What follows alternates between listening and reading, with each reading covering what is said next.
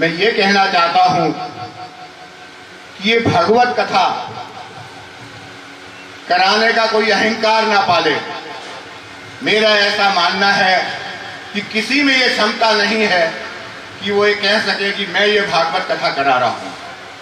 भागवत कथा पूरा समाज, परिवार भगवान की प्रेरणा से शुरू होती है और उन्हीं के आशीर्वाद से पूर्ण होती है, मेरा ऐसा मानना है। इसलिए मैं कहता हूं कि कोई ये न समझे कि ये कथा गुप्ता परिवार करवा रहा है, कोई व्यक्ति विशेष करवा रहा है। ये कथा सबकी है, सभी लोग आए, मन लगाकर इसका श्रवण करें, मनन करें और जिंदगी में अगर उसका 10% भी पालन करने वो सफल हुए तो मैं समझता हूं कि भगवान उनके सभी कष्टों को दूर करेंगे और उनको जीवन में सफलताएं मिलेंगी। तीसरी बात छोटी सी मैं कहना चाहता हूं कि हर परिवार में होती है।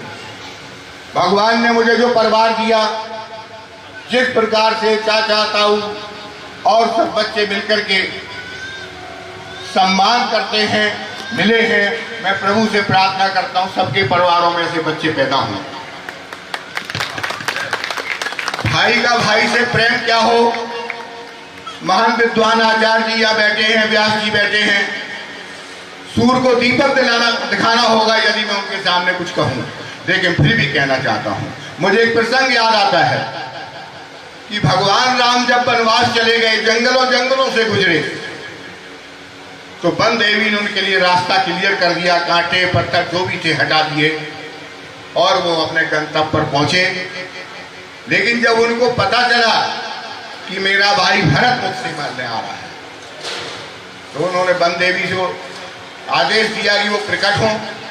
वन देवी प्रकट हुई तो उन्होंने उनसे कहा, प्रभु क्या आज्ञा है। तो उन्होंने वन देवी से कहा कि मेरा भाई भरत मुझसे मिलने आ रहा है, आप उसके लिए सारे रास्ते क्लियर कर दीजिए, अपने कंकड़ पत्थर कांकड़ सब हटा लीजिए।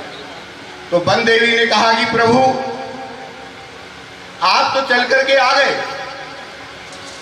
जिस भाई की वजह से आपको वनवास में आना पड़ा, आप उसके लिए क्या आदेश दे रहे हैं मुझे।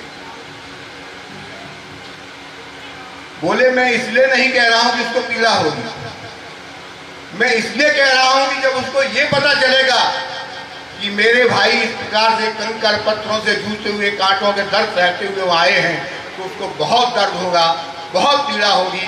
इसलिए मैं कहता हूं कि उसको इस बात का आभास ना हो कि मैं इस प्रकार से कांटे में पत्थर में चलते हुए मेरे पैर दुखते हुए यहाँ तक आए हैं। इसलिए मैं कह रहा हूं कि मेरे भाई को ये पता न चले कि किस प्रकार से आगे जाते हुए मेरे भाई को कष्ट हुआ, इसलिए आप इस रास्ते को क्लियर कर दीजिए। तो वन देवी ने उनसे कहा कि जैसी आपकी आज्ञा। तो किस प्रकार से भाई का भाई से प्रेम हमें ये रामायण सिखाती है और आज हम किस रास्ते पे चल रहे हैं।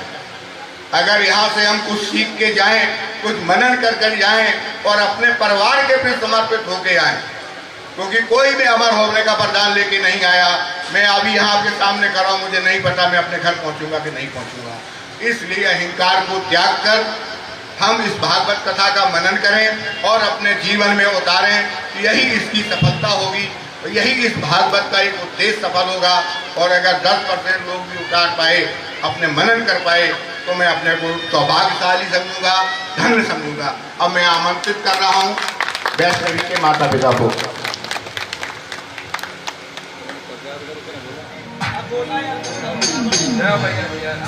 दीवाना बना दिया हमें, मस्ताना बना दिया, दीवाना बना दिया हमें, मस्ताना बना दिया। बनवारी गिरधारी बनवारी तेरी यारी, दीवाना बना दिया, बनवारी तेरी यारी, दीवाना बना दिया, दीवाना बना दिया हमें, मस्ताना बना दिया, दीवाना बना दिया हमें, मस्ताना बना दिया। बनवारी गिरधारी